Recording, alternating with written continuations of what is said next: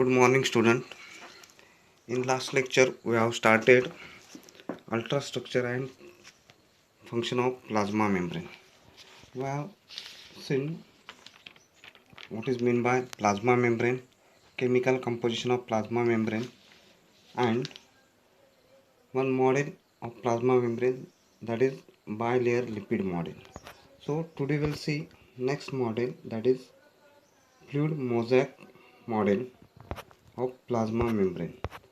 So we'll see fluid mosaic model. In 1972, Singer and Nicholson proposed the fluid mosaic model.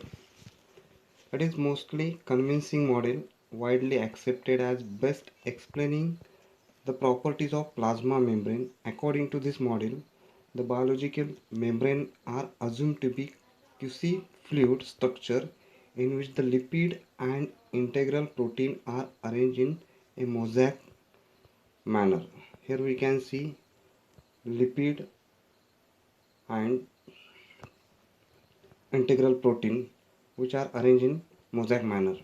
The membrane are considered to be typical laminar membrane with a bilayer of phospholipid molecule containing different types of globular protein molecule and sterol.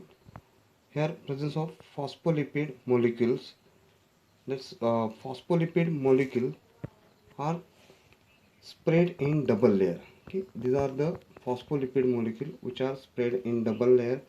Then bilayer lipid model, the polar heads from the surface of the bimolecular layer, while the non-polar tails of the opposite molecule arrange themselves face to face.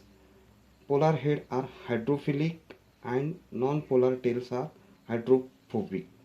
Both the regions are linked with the glycerol moiety of sterol. The hydrophobic region are internally arranged in such a way that the water is expelled, where the hydrophilic region remain in contact with the outer aquatic phase. Then the globular proteins fall into two main categories, that is uh, intrinsic or integral protein. Here we can see this globular protein, and this globular protein are of two categories, intrinsic or integral protein and extrinsic or peripheral protein. These intrinsic proteins are firmly associated with the membrane, either partially penetrating the membrane or penetrating the entire membrane, protruding at both ends. Here we can see intrinsic protein, that is uh, glycoprotein, which is partially penetrating the membrane or penetrating entire membrane of protruding or entire membrane protruding at both the end. Thus, they remain in contact with the aquatic phase of an on the side of membrane. These proteins are relatively insoluble and dissociate with difficulty. All membrane bound enzymes and carriers are in this category. Then extrinsic protein are associated with the polar head of the lipid molecule. Here we can see extrinsic protein which present on polar head of uh, lipid molecule. They are readily soluble and dissociate readily as they have a weaker association and are bound by electrostatic interaction. Then many of the extrinsic protein function as enzyme. Okay, in this way we have seen the structure of uh, fluid mosaic model. Then we'll see specialization of plasma membrane. We can see there are three specialization of plasma membrane, that is microvilli, the desmosomes, and specialization due to invagination. So first we'll see microvilli. Microvilli. Here we can see structure of microvilli. In the epithelial cell of intestine, a large surface is required for speedy absorption. In this cell, the plasma membrane send out numerous filiform outgrowth called microvilli. Here we can see finger-like projection on the membrane of this particular structure, or uh, and the epithelial cells of intestines. Then this finger-like projection is called as microvilli. The number of microvilli per cell may be as large as 3000, and in a square millimeter of intestine there may be nearly 200 lakh microvilli. Microvilli are zero point 0.6 to zero point 0.8 micron in length and 0.1 micron in diameter. The next structure, that is specialization of plasma membrane, that is desmosome. Here we can see structure of desmosomes. These are also described as macula adherens or adhesion discs. The plasma membranes of adjacent cells separated by an intercellular gap of 300 to 500 angstrom unit. This exhibit presence of desmosomes. Desmosome consists of two dense discs on opposing cell membrane. Each desmosomes measure about 0.5 micron in diameter. The attached discs are numerous cytoplasmic fibrils called as tonofibrils or tonofilaments that measure about 80 angstrom unit in diameter. This tonofibril may extend from one desmosome to another. Many times, particularly in some epithelial cell, only half desmosome, desmosomes called hemidesmosomes. It's that here we can see presence of hemidesmosome, which are half.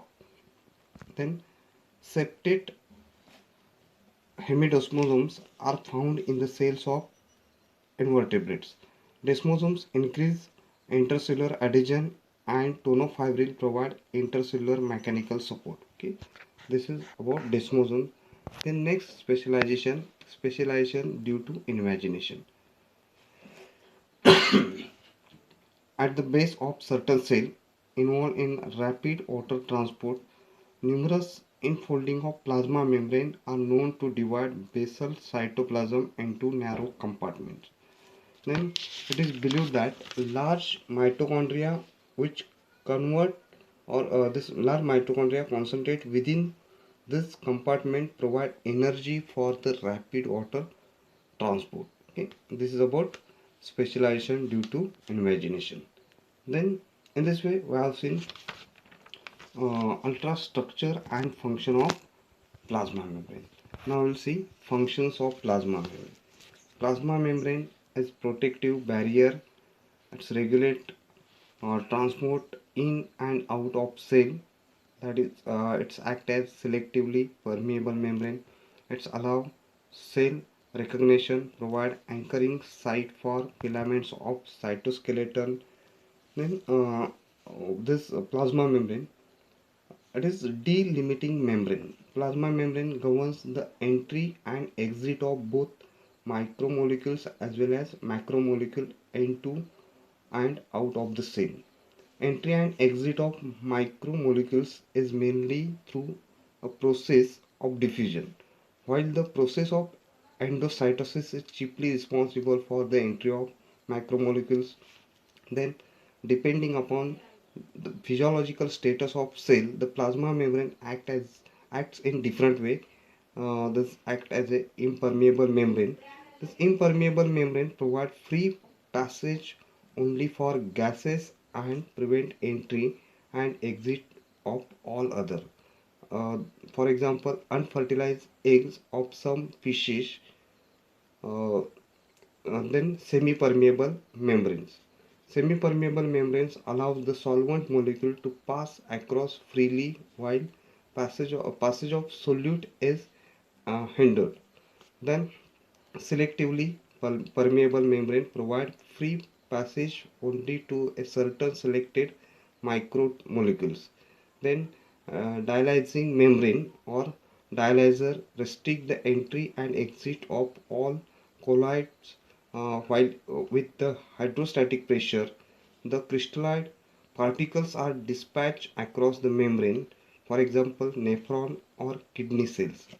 Then this plasma membrane act or it's useful in passive transport of the micromolecules takes place through the process of diffusion along the concentration gradient, while the entry and exit of micromolecules against the concentration gradients takes place through the active transport.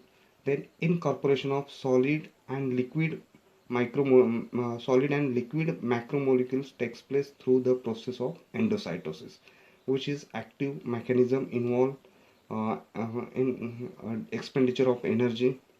Then exocytosis is the reverse process by which membrane bounded product are released to the exterior of cell. Okay.